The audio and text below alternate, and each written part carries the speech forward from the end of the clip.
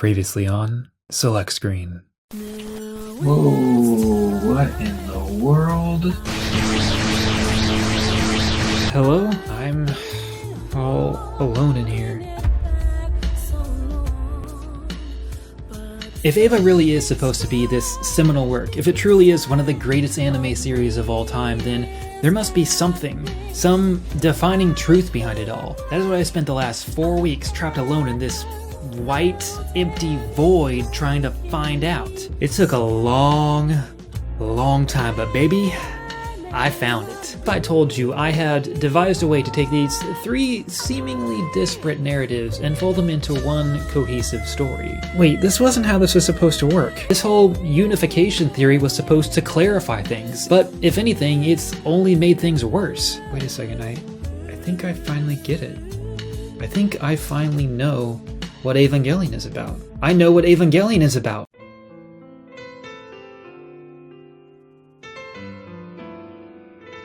I have to confess, I do feel a bit guilty about that last video. Kind of like I led you all on a bit of a wild goose chase there of sorts. I started out this whole journey by promising you definitive answers, but I'm afraid now I realize the only objective truth about Evangelion, or really any piece of art for that matter, is there is no objective truth to be found.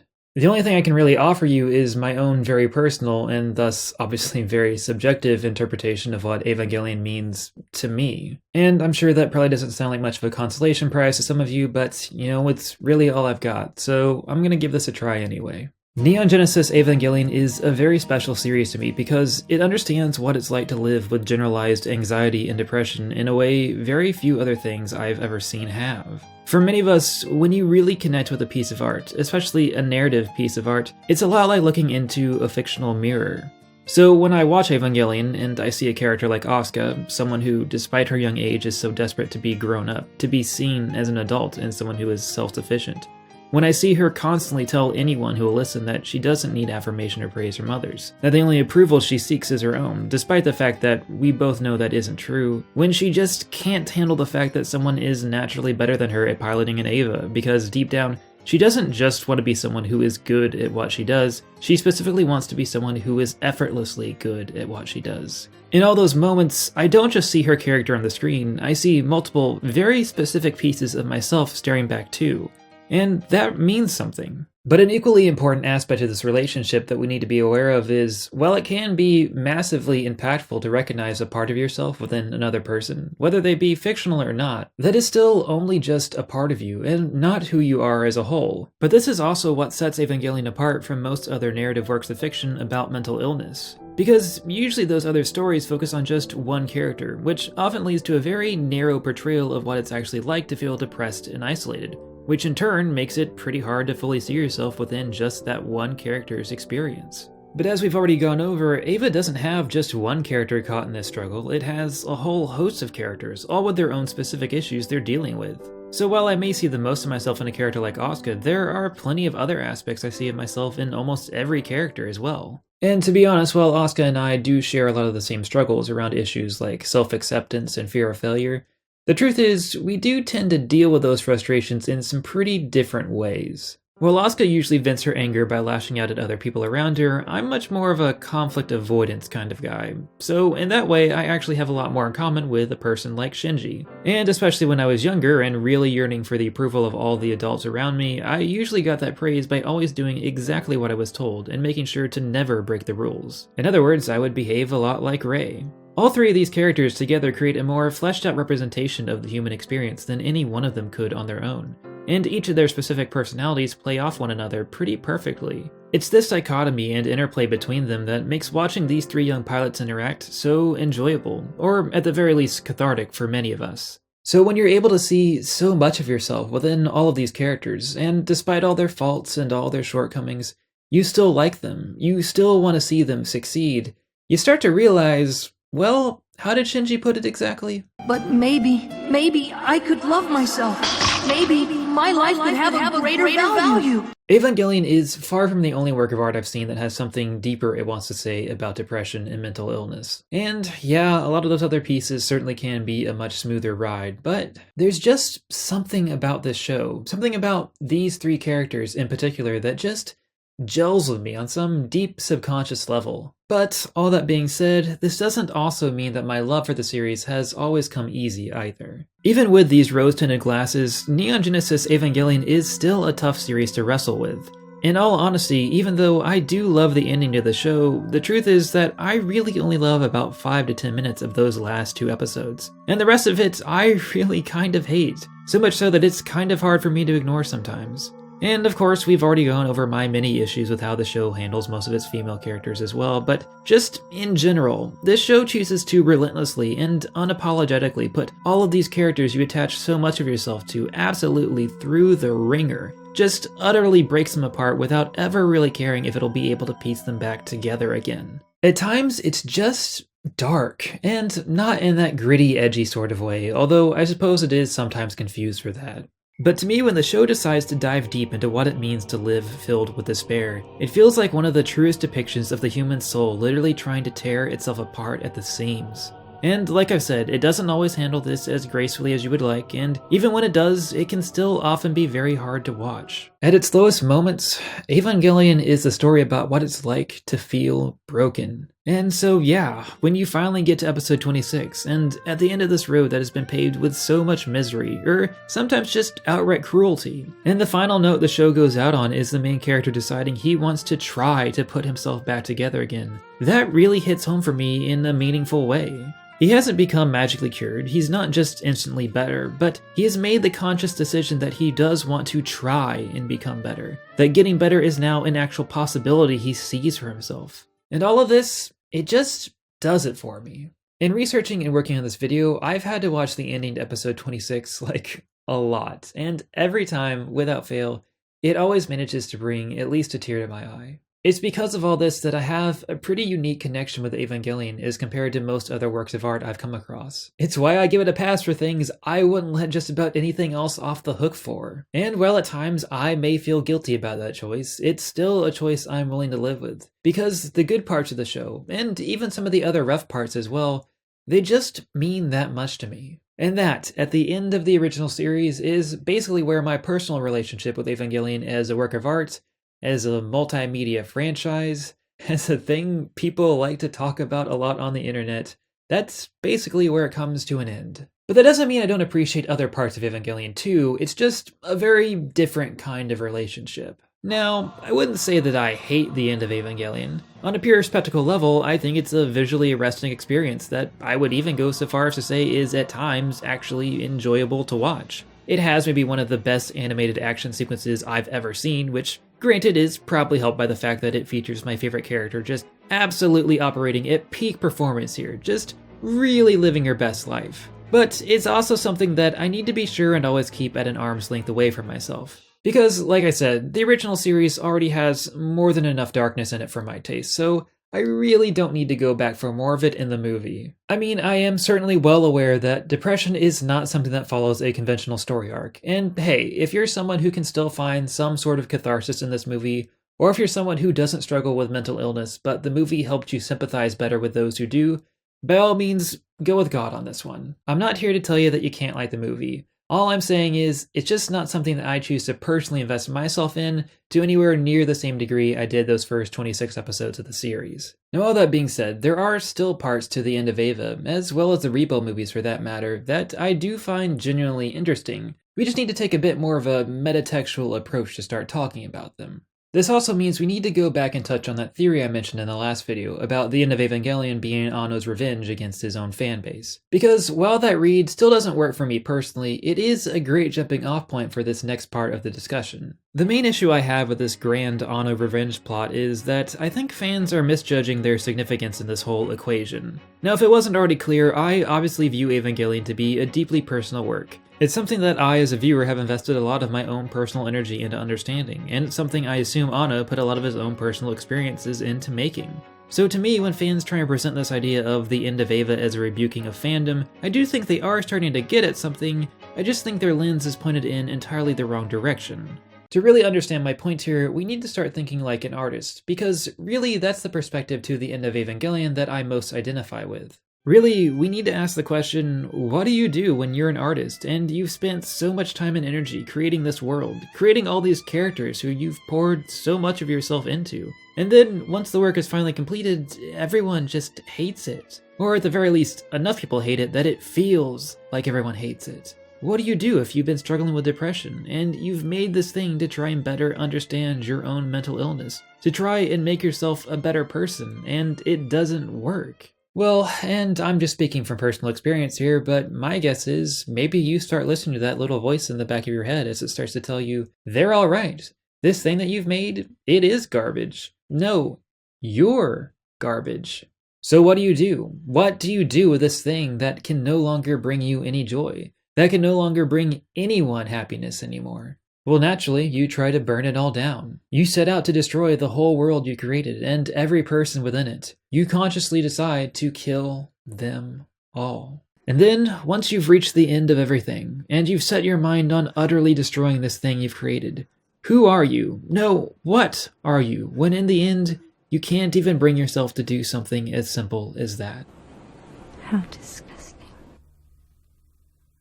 And that's basically my read on the end of Evangelion. To me, episode 24 doesn't just serve as a potential fork in the road for Shinji's character, but also his creator as well. It may only be a slight distinction, but where some people look at this film and see revenge, I just see self-hatred and self-loathing. Where some people see the story of Shinji Ikari, I see the story of an artist at war with themselves. Now, is this an exact representation of what Hideaki Anno had in mind when he was actually making this movie? I don't know, probably not, but I also don't really care. This interpretation, this story is what I relate to the most because, well, I've been there. I've made videos that upon first release I was really proud of, but now I look back on and all I want to do is delete them. Just erase them from the internet entirely so no one can ever see them again. But in the end, I also never have the follow through to actually do that either. That is the part of End of Eva where I see myself reflected back. And you might think that's a little sad, and maybe it is. But it's also what lets me appreciate the End of Evangelion, what makes the movie at all bearable for me to watch nowadays. And perhaps that's the best reason for taking this more metatextual approach to the movie,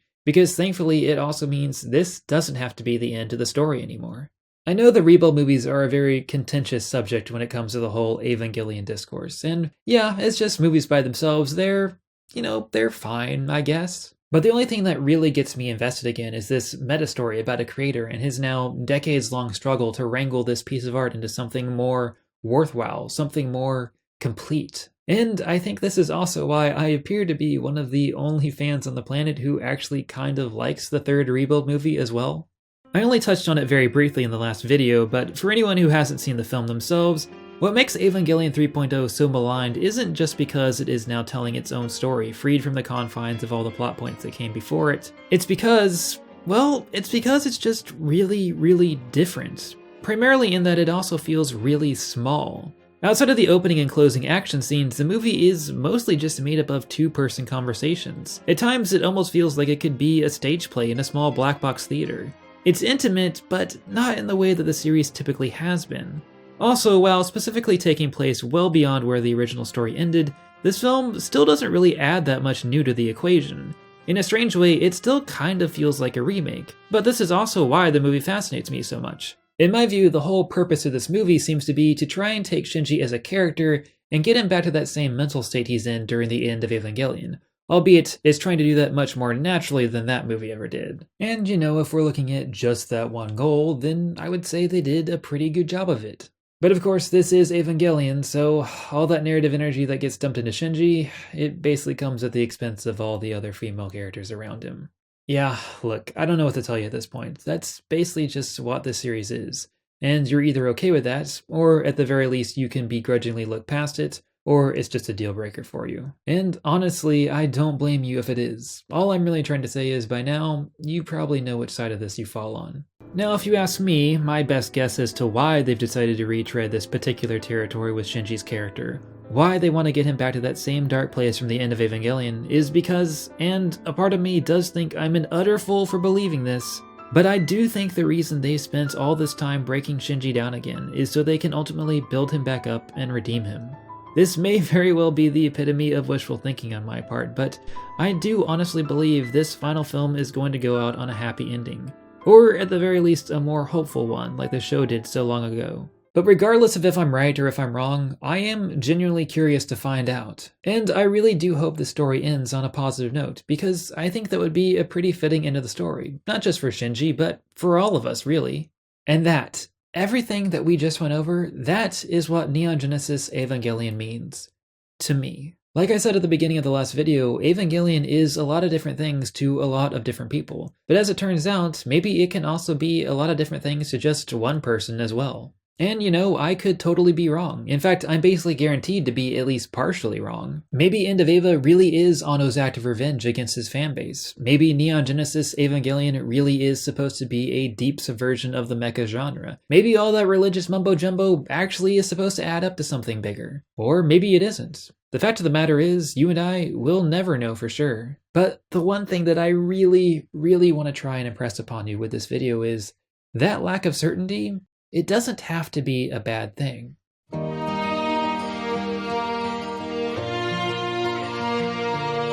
So what is my point to all this? Am I trying to say that if you don't appreciate art in the exact same way that I do, if you don't really invest yourself into the art that you love, then you're doing it wrong? Well, no. Obviously that would pretty fundamentally go against the kind of approach to discussing art I'm trying to advocate for here. And I mean, advocating is really all I'm trying to do. Now, do I still think all of those rationality warriors out there who really do believe there is such a thing as an objective view on a piece of art are rather silly?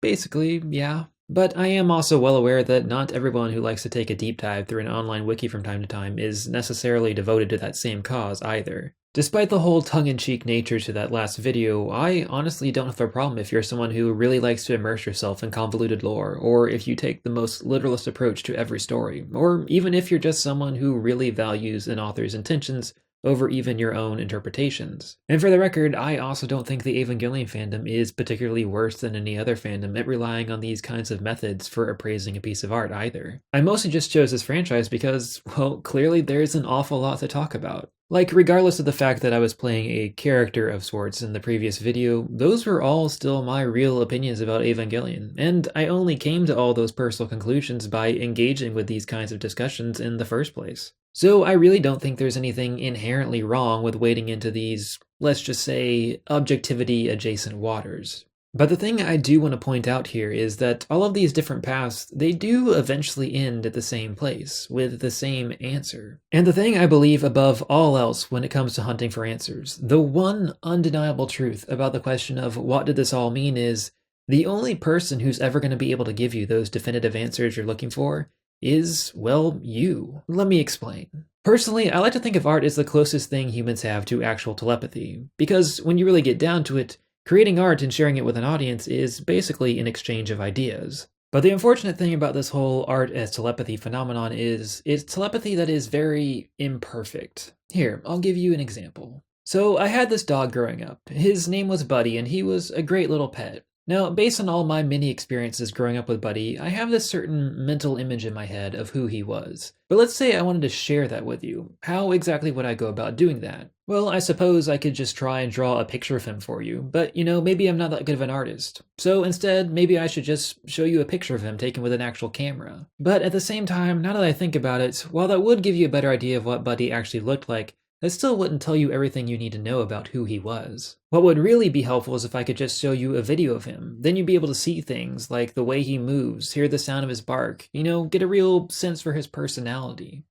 But I guess even that is still going to leave out some important information. You still wouldn't know things like what his fur felt like, or how even after he got too big for it, he always liked being picked up and held. And of course I could try and describe all these things for you using my own words as best I could, but it'll never be perfect. There's just no combination of words I could use to accurately recreate the image of Buddy I have in my head with the image of Buddy you now have in your head. And art works in the exact same way. An artist might have a particular idea that they want to try and convey through their art, but the truth is, they're never going to be able to flawlessly recreate that idea within their work. Even if that artist is more forthcoming than someone like Hideaki Anno, even if you both sit down and they take you beat by beat trying to explain to you what their art is supposed to mean, the two images you each have in your head are never going to line up one-to-one. This is that one fundamental truth that so many artists live by, and that's why a lot of them don't even try to answer these kind of questions at all, and instead leave it up to the viewer to decide. Once a piece of art is released out in the world, it doesn't belong to the artist anymore. It's now up to the audience to decide what does that piece of art mean to them. And just to be clear, this doesn't just describe the relationship between artist and audience, but also each individual member within that audience as well. For example, I clearly have a very particular view of what Evangelion means to me, but I can never truly convey all those thoughts to you. And I mean, if anything, this video is kind of proof of that, right?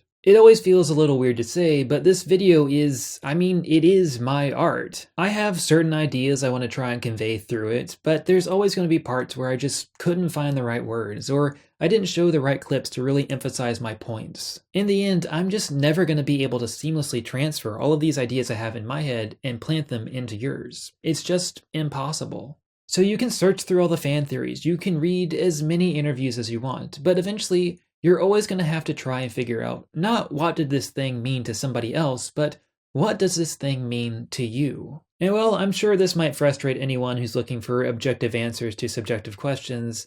I guess the only thing I really want to say is, this doesn't have to. I still greatly enjoy discussing art with other people, reading interviews with my favorite artists, or even looking at outlandish fan interpretations from time to time. Like I already said, that's how I form a lot of my opinions on this stuff in the first place. The only trick is, I just don't let any lack of consensus at the end of any of these discussions take away from my enjoyment of them. But at the same time, I do think I at least partially understand where the other side is coming from here. If everything about art truly is subjective, if everything really is just left up to interpretation, then why have any discussions about this at all? How can we even begin to have a conversation about something if we can't both look at it and see the exact same thing? Well, that is a good question, and I guess my answer would be, maybe just try looking at this from the opposite angle. Here, let me give you just one last thought experiment.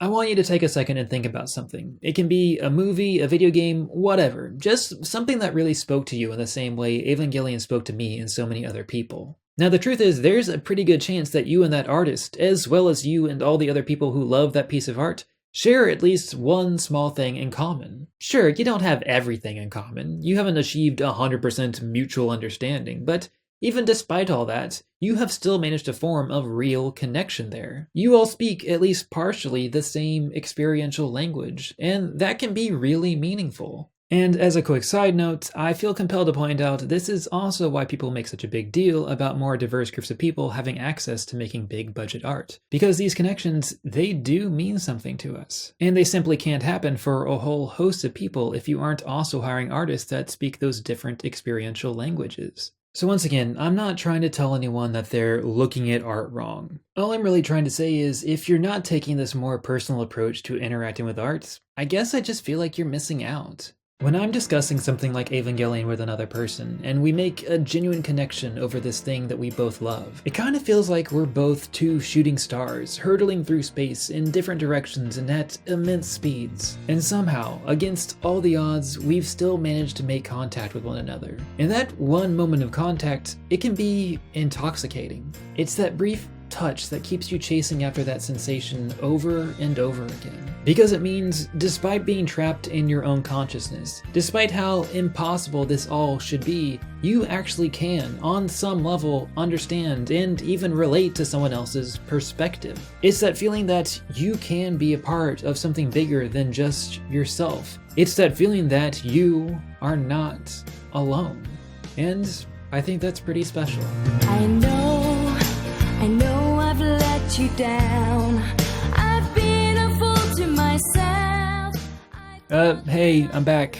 Well, technically, I never really left seeing as I'm trapped in here and all, but I still need to do the whole like, comment, and subscribe spiel for you. You know how it is. With that being said, if you did really enjoy the video and would like to help me make more of them like this, then you might consider going over to Patreon and supporting me there. For just $1 a month, you get regular updates on what I'm working on, early access to videos, monthly Q&A videos, as well as a bunch of other bonus stuff whenever I think of it.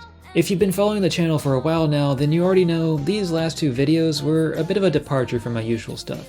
And all in all, I'm pretty happy with how they turned out. I mean, I don't think they're the best videos anyone's ever put out on the internet, but you know what, I'm gonna try and take a cue from Shinji on this one and love myself a little bit more by saying, yeah, I think these last two videos were worth $1. Anyway, that's really all I have for you today. I'll be back sometime in the near future with more videos. Hopefully, much shorter videos. They never get shorter. But until then, I guess I'll just say my name's Drew, and you've been watching Select Screen. Now how the hell do I get out of here? You can't forget love and pride. Because of that, it's killing me inside.